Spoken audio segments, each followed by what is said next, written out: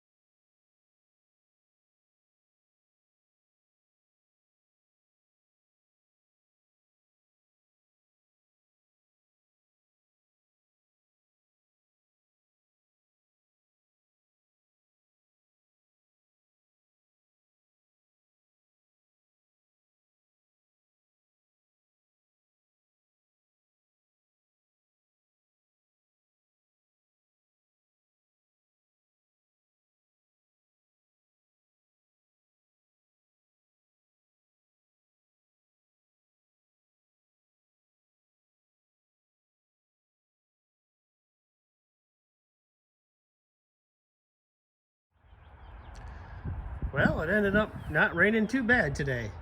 Just had a little drizzle and it's pretty much stopped now, but I just left the car where it was, a little inside the pole barn. Got done what I'm gonna get done today. I think I'm gonna do it all, guys. I was gonna strip down that whole tail section, see what I got underneath. I've already busted through a few times. Some rust holes and whatnot, so I think I'm just gonna grind it all down, see what I got underneath, fix it, and then repaint it.